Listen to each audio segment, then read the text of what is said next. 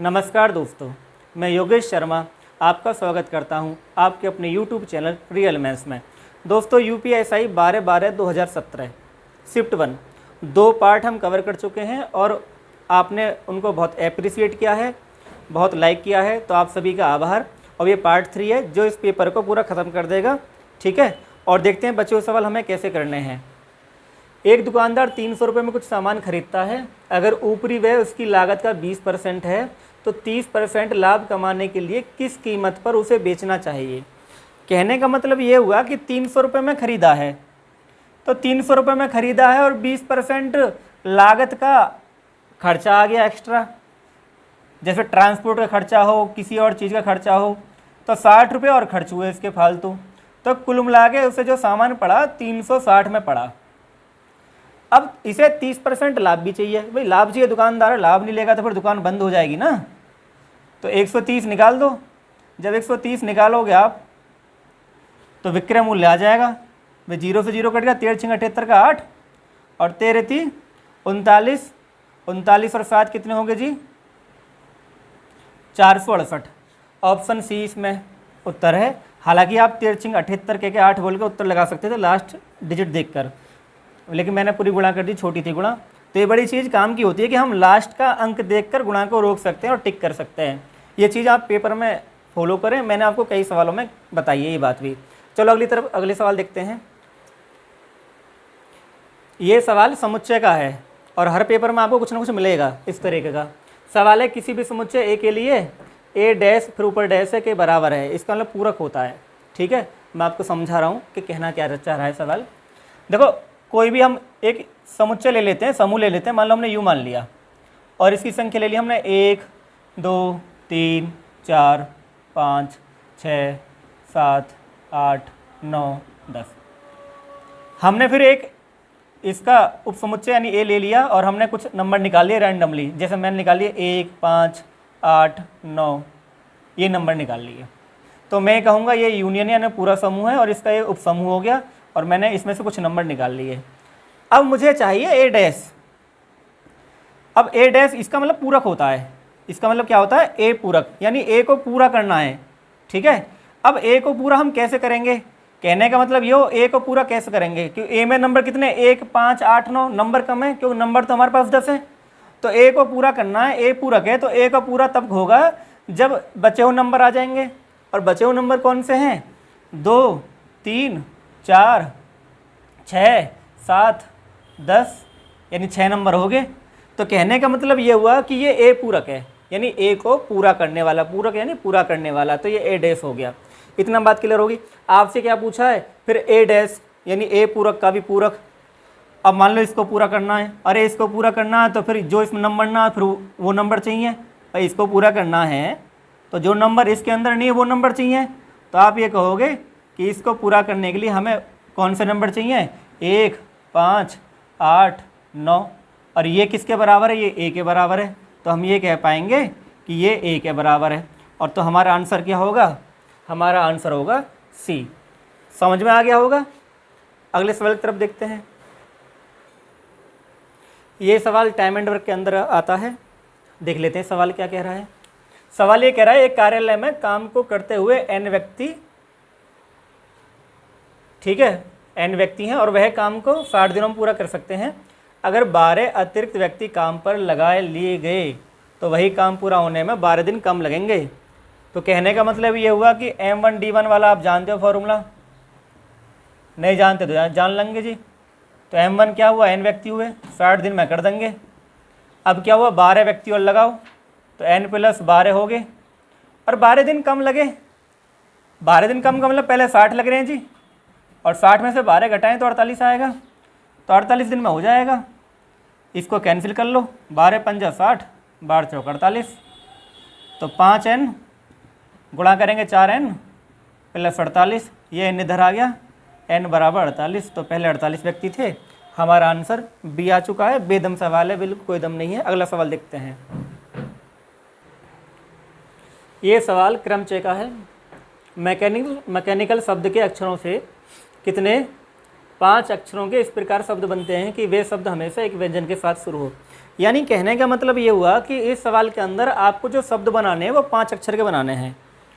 तो 5 अक्षर के आप शब्द बनाएंगे तो आपको इसमें एक बात का और ध्यान रखना पड़ेगा कि पहला अक्षर व्यंजन हो पहला अक्षर। अरे इस शब्द के अंदर व्यंजन कितने हैं हम एक बार देख लेंगे। व्यंजन कितने हैं भाई? 1 2 3 4 5 और 6। यानी आपको इसमें 6 व्यंजन लेने हैं। पहले एक आ जाएगा, फिर दूसरा आ जाएगा, 6 तरीके हो जाएंगे पहले वाले डिब्बे को भरने के। 6 तरीके ही हो गए। अब आपके पास बचते हैं ये 4 डिजिट भरनी है आपको।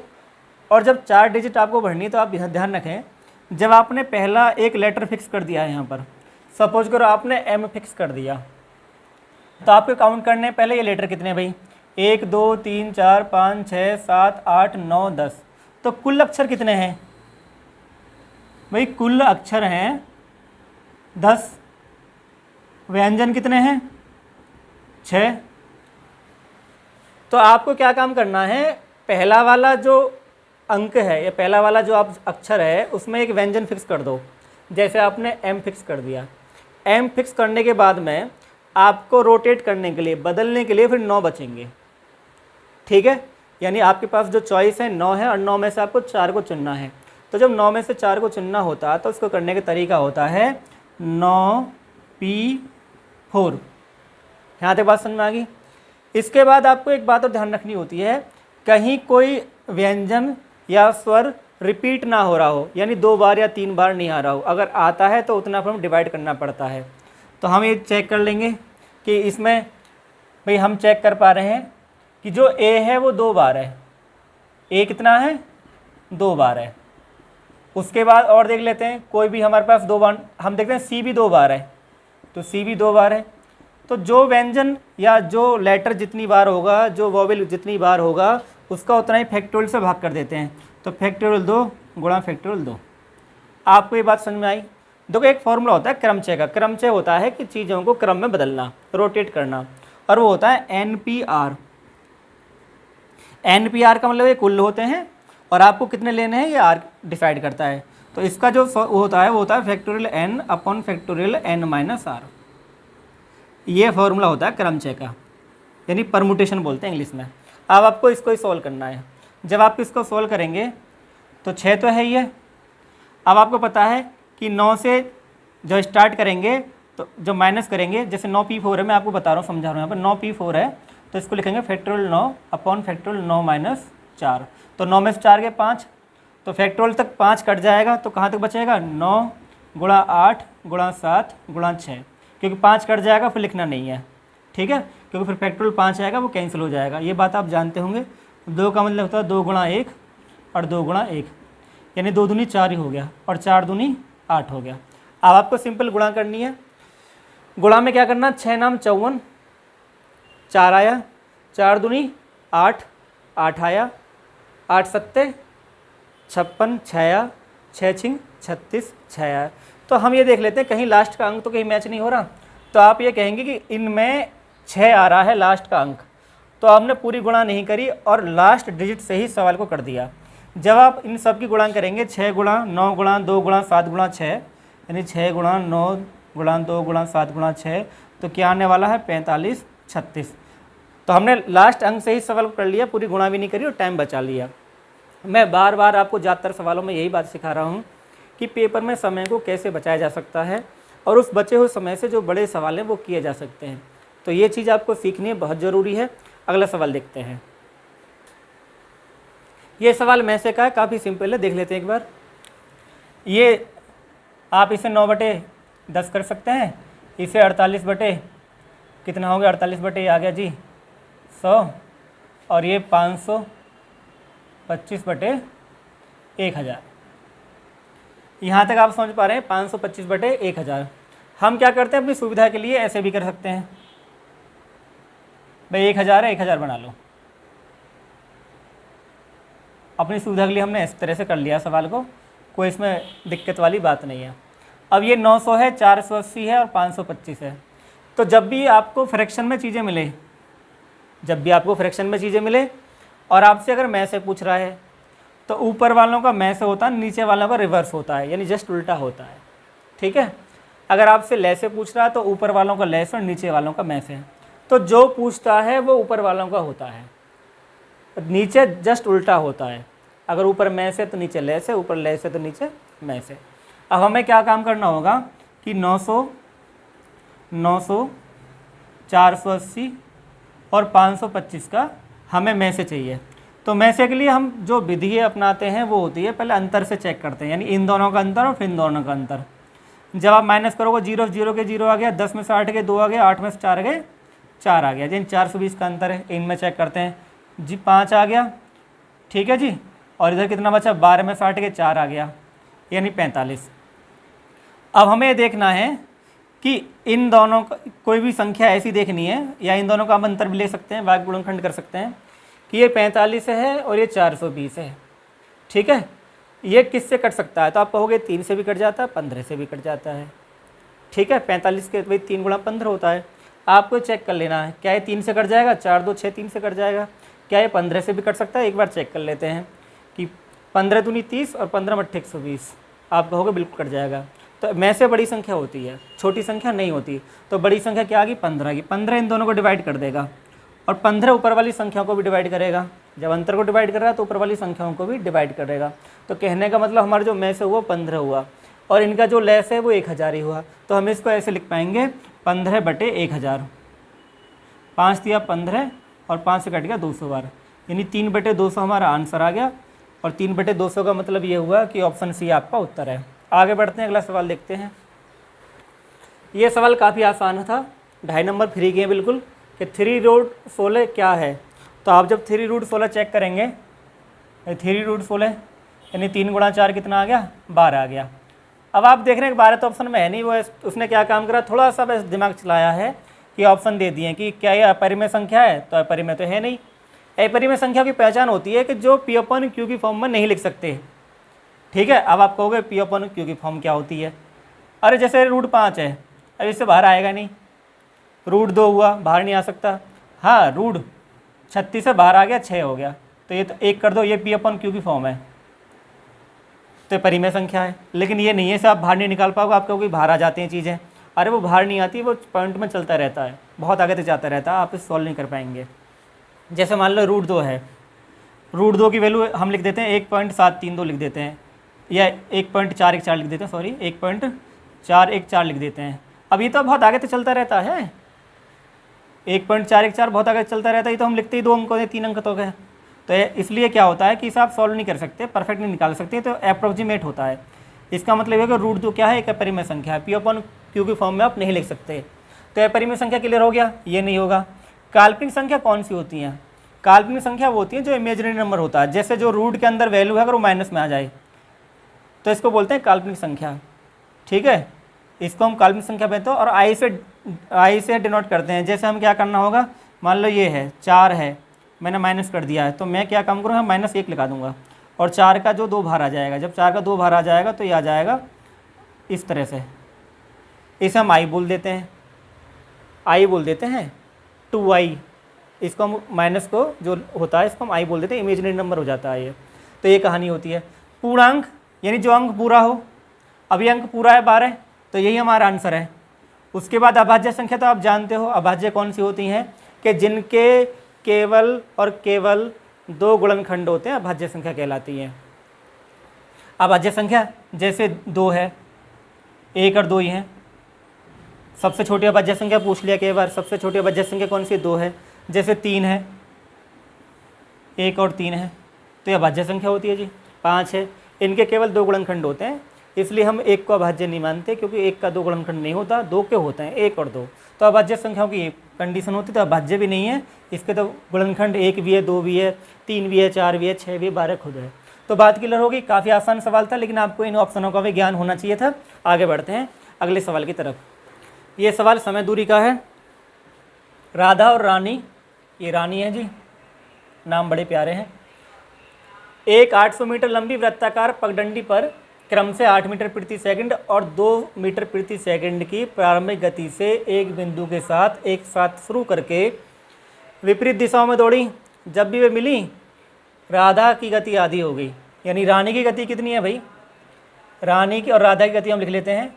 शुरू में राधा है, शुरू में राधा है, राधा की जो गति है वो 8 मीटर प्रति सेकंड है जी, ठीक है।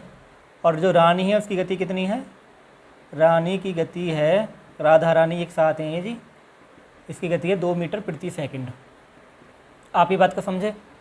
बात को समझने के बाद में ये एक बोल रहे हैं वृत्ताकार है, तो वृत्ताकार का मतलब ये होता है, वृत्ताकार है, 800 मीटर का घेरा है और एक बिंदु से शुरू करें विपरीत दिशाओं में, एक इधर से चलना है, एक को इधर से चलना है। कहने का मतलब ये हुआ। और जब विपरीत दिशाओं में चलते हैं तो चाल ऐड कर लेते हैं, आप ये बात जानते हो, ठीक है। तो हमें क्या काम करा कि हमें समय निकालना है भाई कितने समय में। तो जब हम समय निकालेंगे, समय बराबर जानते हैं, समय बराबर क्या होता है? दूरी बटे चाल। तो दूरी है 800 और चाल दोनों की ऐड हो जाएगी, यानी 8 + 2 हो जाएगी। तो 800 बटे 10 कितना आ गया? 80 सेकंड आ गया।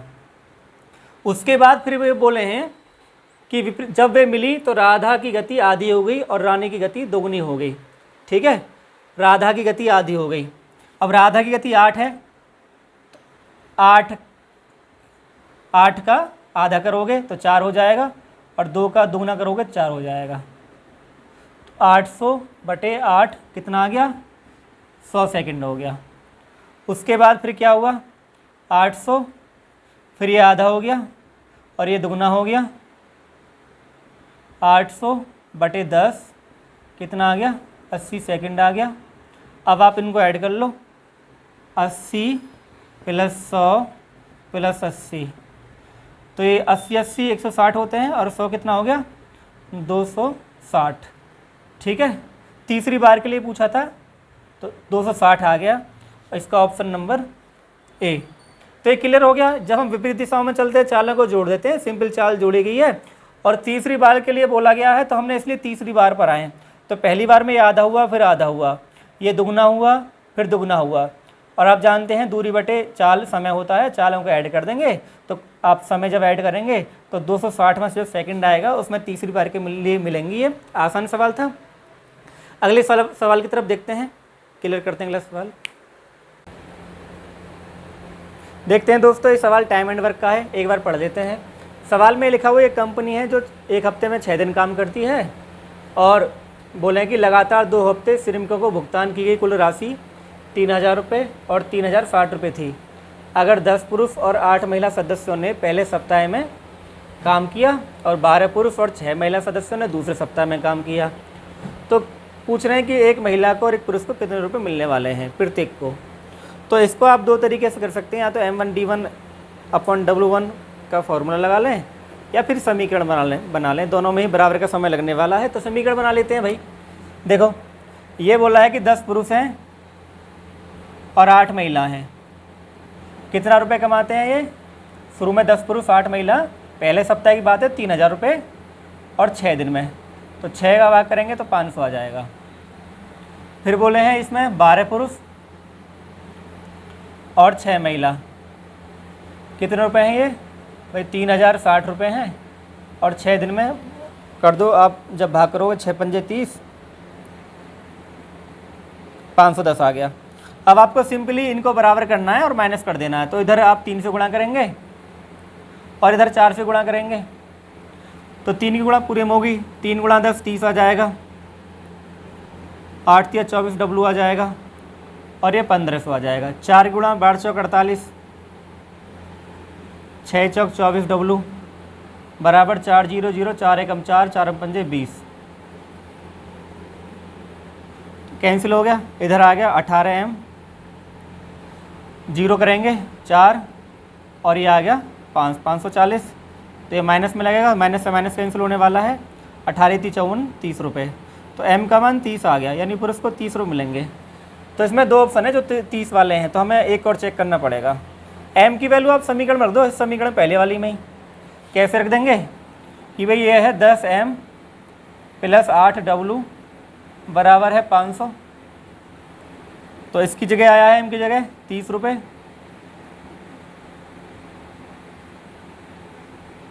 300 हो जाएगा, 500 माइनस 300 200 आ गया। तो W बराबर 200/8 कितना आ गया 25। तो आप ये समझ पा रहे हैं ऑप्शन पहला जो है 30 रुपये और 25 रुपये हमारा आंसर है। तो सिंपली आप कर पा रहे हैं इसको, ज़्यादा समय नहीं लग पा रहा, मुश्किल से 30 सेकंड लगते हैं करने में। अगला सवाल देखते हैं। ये जो सवाल आप देख पा रहे हैं ये कैलेंडर टॉपिक का है। कैलेंडर टॉपिक से हर पेपर में 2 सवाल हैं, और आप जब पूरा पढ़ लेंगे, जितने प्रैक्टिस सेट हैं पूरा जान लेंगे, तो कैलेंडर का बेसिक सीख जाएंगे। मैं आपको बताता रहूँगा। जब कैलेंडर के तरीके कई होते हैं, दिन निकालने की बात है तो हो सकता है आप कोडिंग के जरिए दिन निकालें, ये आपकी इच्छा है, या आप बेसिक तरीके से दिन निकालें, कोई इतना बड़ा इशू नहीं है। लेकिन हम सवाल को फिर भी कर ले रहे हैं कि सितंबर 15, 22, 12 को हफ्ते का कौन सा दिन होगा, ये हमसे पूछा गया है। तो मैं आपको सिंपल बेसिक से बताता हूँ कि बेसिक मामला क्या है ना। ये 22, 12 है, तो हम जो दिन काउंट करते हैं वो ईसा मसीह के बर्थडे से काउंट करते हैं। हम ये मानकर चलते हैं कि जब ईसा का जन्म हुआ था तब 1 तारीख को सोमवार था, फर्स्ट डे को सोमवार था। ये हम मान के चलते हैं, ईसा मसीह का फर्स्ट डे मान के चलते हैं। तो हम उधर से ही दिन को काउंट करते हैं कि उस 1 तारीख से और आज तक कितने दिन हमारे पास एक्स्ट्रा होते हैं। ये कहानी होती है। और जब आप आगे बढ़ोगे चैप्टर के अंदर कैलेंडर में, तो आपको बहुत सारी चीज़ें सीखनी पड़ेंगी, मजबूरी में कंसेप्ट आपको सीखना पड़ेगा। क्योंकि चलो ये सवाल मिल गया, हमें एक सवाल मिल गया, लेकिन खाली एक सवाल से काम नहीं चलेगा, आपको बेसिक जानना पड़ेगा। कैलेंडर का जो इतिहास है, कैलेंडर की जो गहराइयाँ हैं, वो आपको अपने दिल में उतारनी पड़ेंगी, तभी आप सवाल कर पाएंगे। मैं आपको बताऊंगा सवाल कैसे कैसे बदलाव आते हैं, पूरी चीज़ें आपको सिखाऊंगा। अब इस सवाल में खाली डेट है तो खाली डेट कर लेते हैं, वो मैं आगे बताता रहूँगा आपको, कोई इतना बड़ा इशू नहीं है। अब ये हमसे पूछा था सितंबर 15 और 22, 12, तो हमें क्या काम करना होगा। ये 22, 12 है, 22, 12 का मतलब ये होता है कि ये 2000 है, ये 200 है, 212 है, आप ये मान के चलो ये 212 है। ठीक है, हमें इस 22, 12 को 1 साल कम कर लेना है। जब हम 1 साल कम कर लेंगे तो कितना हो जाएगा 22, 11, बात क्लियर होगी। यानी 200 प्लस 211 हो जाएगा। फिर हम इसको ऐसे लिख पाएंगे अपनी सुविधा के लिए, 200 प्लस 11। 1 साल हम कम कर लेते हैं। वजह क्या है इसके पीछे कम करने की, वो ये है कि हमें जो ये है ना 2212वीं साल चल रही है, इस साल को हमें 1 जनवरी से 15 सितंबर तक काउंट करना था। इसलिए हमने इस एक साल को होल्ड कर लिया, और हमने 2211 यानी ईसा मसीह से लेकर 2211 साल तक कितने हमारे पास दिन बैठते हैं एक्स्ट्रा, हमें वो काउंट करना है। इसलिए हम एक साल को घटा देते हैं, क्योंकि 1 साल खाली 15 सितंबर की बात है, इसमें पूरी साल नहीं है ये, है ना। यानी 2212 में खाली 15 सितंबर की कहानी है, पूरी साल नहीं आती, इसलिए 1 साल कम कर देते हैं। और 2211 सालों में कितने दिन हमारे पास बचेंगे, हमें वो देखना है। तो देखो एक चीज़ होती है, मैं आपको पहले पढ़ाया कि 100 का मतलब होता है भाई, जब हम पढ़ते हैं 100 का मतलब 5 होता है, 200 का मतलब 3 होता है, 5 3 1 0। समय आने पर मैं आपको ये भी समझाऊंगा 5 3 1 0 क्यों लेते हैं। समय आने दो, जब समय सवाल आएगा मैं आपको उधर भी समझाऊंगा कि 5 3 1 0 के पीछे क्या गणित है, सब कुछ बताऊंगा धीरे धीरे सवालों के हिसाब से। अभी हमें क्या, ये साइकिल है तो ये साइकिल रिपीट होगी, जो संख्या 400 से कटेगी वो 0 आएगा। अब ये 400 से कटेगी तो 0 आ जाएगा। 200 का 3 होता है। अब 11 में हमें देखना है कितने लीप वर्ष हैं, तो लीप वर्ष के लिए 4 से भाग करते हैं भाई। तो 4 3 12, 2 ही बैठेंगे इसमें। जब 2 बैठेंगे 2 को जोड़ दो, 11 2 13। ठीक है, जो लीप वर्ष है उन्हें जोड़ देते हैं, ये लीप वर्ष है, इनको ऐड कर देते हैं डायरेक्ट एक साथ, तो 13 हो गया। अब 13 में 7 का भाग देंगे तो भाई 7 1 7, तो कितना बचेगा 7 6 13, 6 बचने वाला है यहाँ पे। इतनी बात क्लियर होगी। अब हमें देखना है कि हमारा कंप्लीट हो गया। अब हमें उस साल की बात करेंगे जो साल हमने घटाई है, और वो जनवरी से काउंट होती है। फिर जनवरी 31 की होती है। जब 31 में आप 7 का भाग दोगे, 7 चौक 28, तो 3 बचने वाला है। फरवरी, क्योंकि ये लीप वर्ष है, 12 4 से कटेगा, तो फरवरी इधर 29 की है, तो 29 में अगर आप 7 से भाग करोगे तो 1 बचेगा। तो जनवरी फरवरी ऐसी मार्च आएगा। मार्च में मैं डायरेक्ट लिख दे रहा हूँ 3। अप्रैल, मई, जून, जुलाई, अगस्त, और सितंबर का 15 है। जब सितंबर में आप 15 में भाग दोगे 7 का तो 1 आएगा। इनको आप जोड़ दो, 3 और 3 6 और 1 7, 7 को हटा दो, 3 2 5 2 7, 7 को हटा दो, 3 और 3 6 7 को हटा दो, यानी यहाँ तक 0 आया, कुछ नहीं बचा। अब खाली जोड़ने वाला क्या रह गया है, ये देखो 0 ये आया, 0 ये आया, 3 ये आया, 6 आया, 6 और 3 9, 9 में जब आप 7 का भाग दोगे तो 2 आएगा, और 2 को जब हम काउंट करते हैं सोमवार मंगलवार, यानी हम कहेंगे मंगलवार है, 2 का मतलब मंगलवार होता है, तो हमारा आंसर क्या होगा, मंगलवार। ठीक है, हो सकता है कि आप कोड के जरिए इसको आंसर बहुत जल्दी निकालने का प्रयास करें, लेकिन जो कोड है खाली इसमें काम आता है, लेकिन बेसिक हमेशा काम आता है। बेसिक आपको मैं यूज करके दिखाऊंगा, तो इसका उत्तर हो गया मंगलवार। अगला सवाल देखते हैं दोस्तों। ये सवाल परसेंटेज का है, और देखते हैं सवाल में क्या है। ये कह रहा है कि एक व्यक्ति है थ्यागू, 5 विषयों में औसतन 50% अंक मिलते हैं, यानी एवरेज आ गया, जैसे इंटर में 5 विषय होते हैं, 50% का एवरेज है, और उनका अनुपात दे दिया अंकों का। अनुपात है, परसेंटेज नहीं, अनुपात है कि 20 अनुपात 18 अनुपात 16 अनुपात 14 अनुपात 12 के अनुपात में है। अगर उत्तीर्ण अंक अधिकतम अंक का 60% है, कहने का मतलब परीक्षा 60% पे पास होनी है, वैसे तो फेल है ये।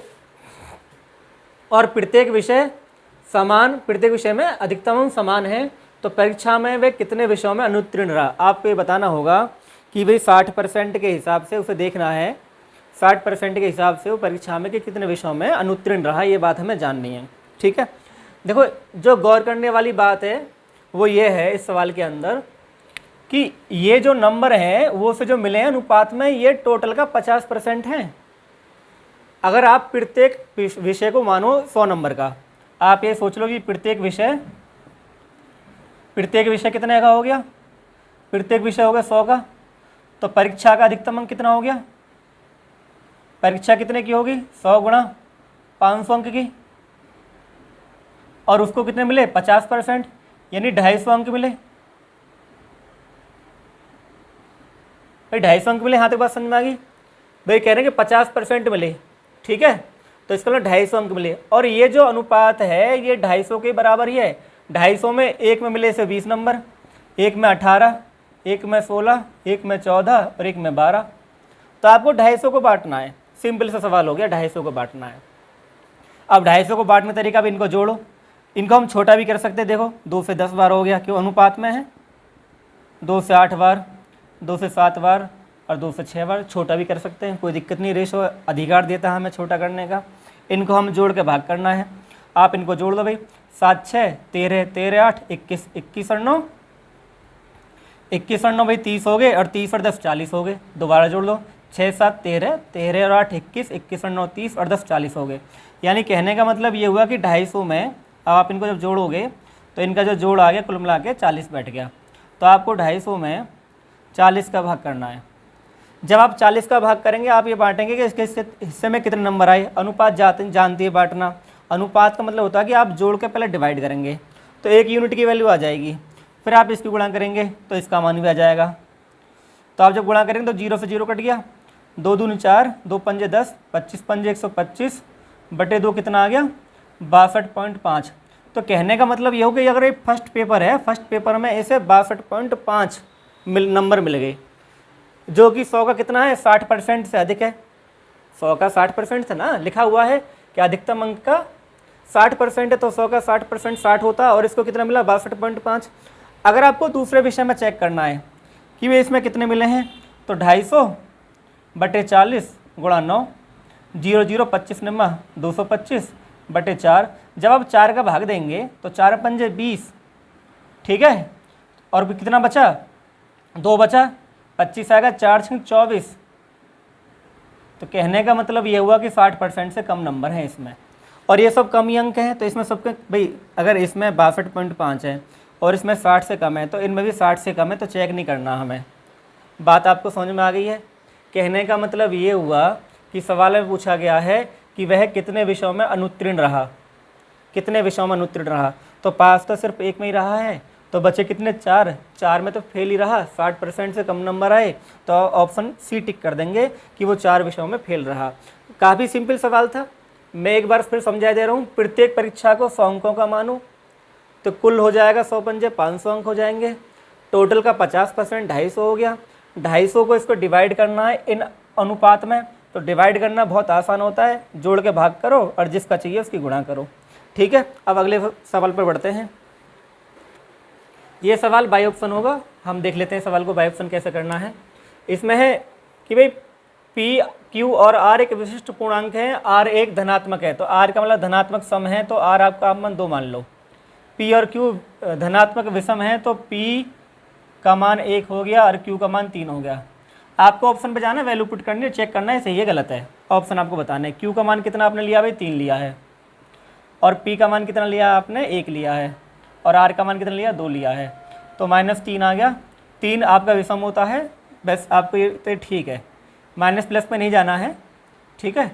आगे देखना p माइनस आर स्क्वायर सम है नहीं है, तो p की वैल्यू कितनी है भाई, p की वैल्यू है 1, ठीक, और r का मान कितना 2। जब आप स्क्वायर करेंगे तो ये 1 बचेगा, और -1 का स्क्वायर 1 आता है, तो कहने का मतलब ये गलत हुआ, ये गलत हुआ, ये हमारा सवाल गलत है।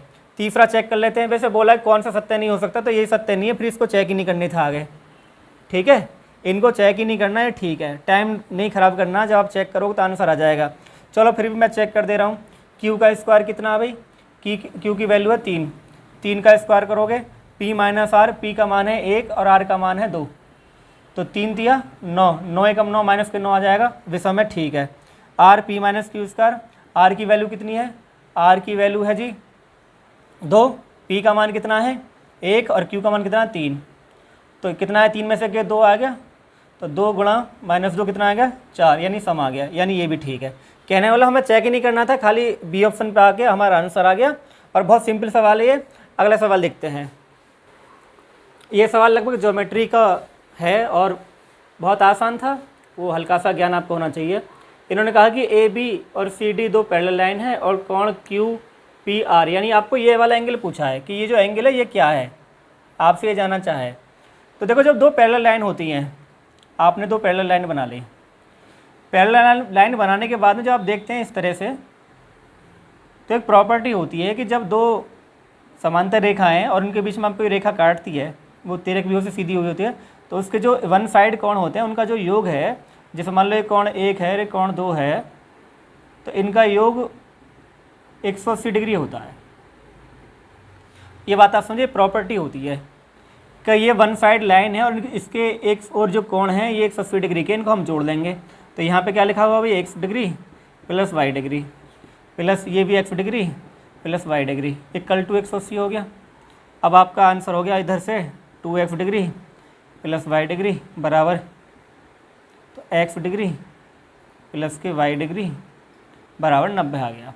अब आपसे पूछा ये कोण क्या है, देखो x और y इनका योग 90 है, तो एक त्रिभुज है ये इस तरीके से भाई, अगर हम इस त्रिभुज को ही देख लें, ये त्रिभुज इस तरीके से है और ये x है और ये y डिग्री है। अगर ये दोनों 90 हैं तो ये कितना बचेगा, 90 ही होगा, क्योंकि त्रिभुज के तीनों कोणों का योग 90 डिग्री होता है, तो इसका 90 होना लाजमी है। अगर ये दोनों हमारे 90 डिग्री के हैं तो ये भी 90 होगा, तभी तो हमारे 180 बैठेगा। तो हमसे ये पूछा है कितने का है, तो ऑप्शन ए इसका बिल्कुल ठीक है। बहुत आसान सवाल था। अगला सवाल देखते हैं। ये सवाल स्टैटिक्स का है और इसमें माध्यिका पूछा, तो माध्यिका का तरीका क्या होता है जान लेते हैं और पढ़ लेते हैं, बहुत ज़रूरी टॉपिक है ये। माध्यिका में आपको क्या करना है कि इनको बढ़ते क्रम में लिखना होगा पहले आपको, यानी पहले छोटी संख्या फिर बड़ी संख्या फिर बड़ी संख्या, इस तरह से आरोही क्रम में लिखना है, ठीक है। आरोही क्रम में लिखें, आरोही क्रम में, आरोही क्रम में लिखें। तो आरोही क्रम में आपको देखना है सबसे छोटा क्या है, तो जो माइनस में बड़ी वैल्यू होती है वो सबसे छोटी होती है। तो आप देख रहे हैं -3 है, फिर इससे बड़ा क्या है, फिर -3 आ गया, 2 बार -3 आ गया, फिर क्या आ गया -1 आ गया। उसके बाद 0 से स्टार्ट करेंगे, 0 2 3 बार हुआ, ठीक है। फिर क्या आया भाई, उसके बाद में हम देखते हैं 5 है, 5 को काउंट कर लेंगे कितनी बार है, 1 2 3 4, 4 बार है। फिर 6 को देख लेंगे, 6 कितनी बार है, 6 3 बार है।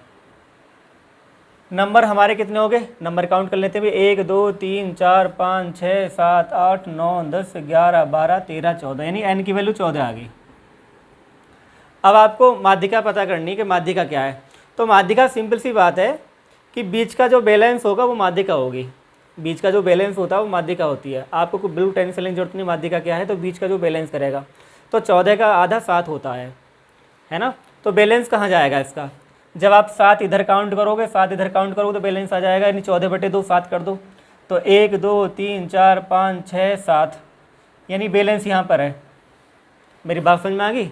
7 इधर हो गए, 7 इधर हो गए, मादे का बैलेंस। कोई फॉर्मूला याद नहीं करना, खाली बैलेंस करना, नंबर डाल के बीच में डाल दो, कहाँ डंडा आएगा बीच में। यहाँ कोई नंबर भी आ सकता था, ठीक है।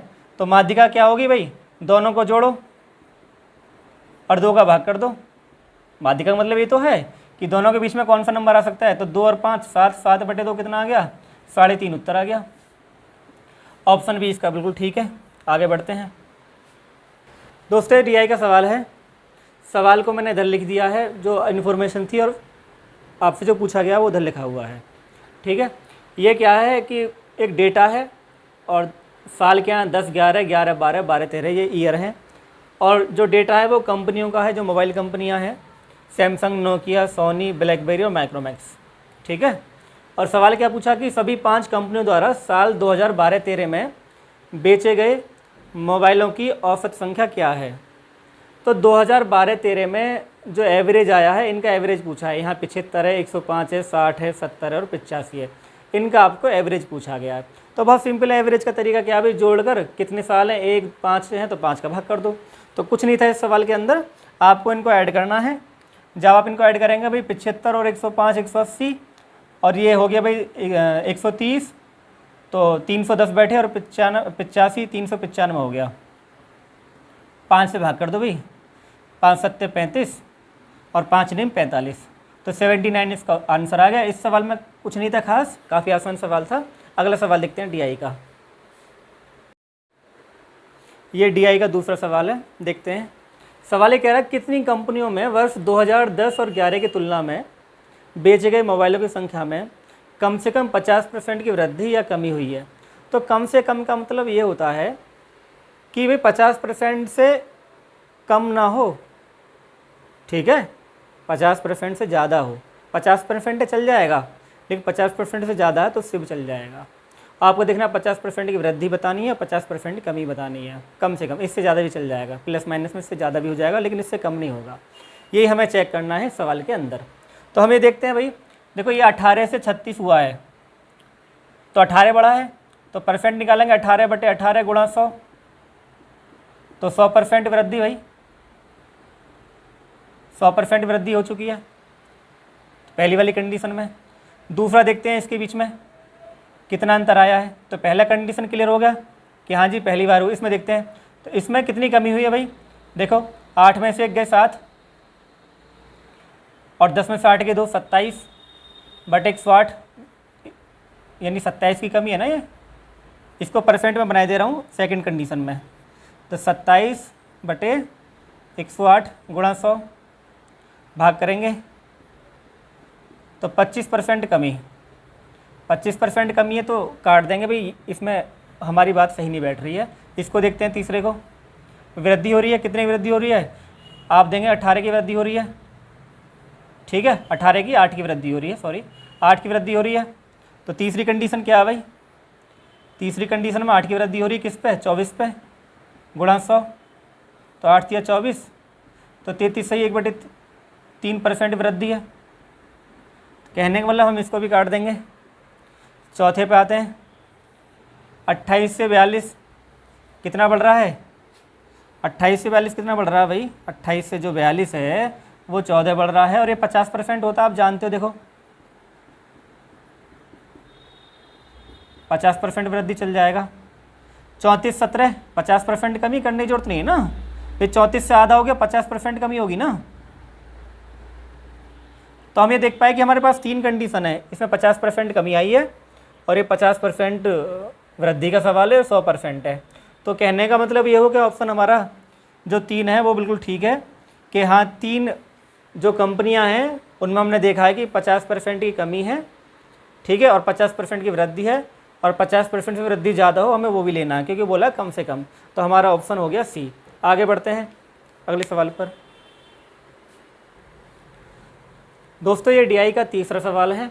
सवाल को मैं एक बार पढ़ दे रहा हूँ कि एक सैमसंग, नोकिया, सोनी, ब्लैकबेरी और माइक्रोमैक्स मोबाइल का औसत उत्पादन खर्च, यानी एवरेज बताया है कि जो एवरेज आप निकालेंगे, इनका एवरेज निकालने के बाद में जो एवरेज आएगा तो उसमें बोला कि 5,000, 4,000, 3,000, 2,000, 1,000 रुपये है, सभी वर्षों को मिलाकर, ठीक है।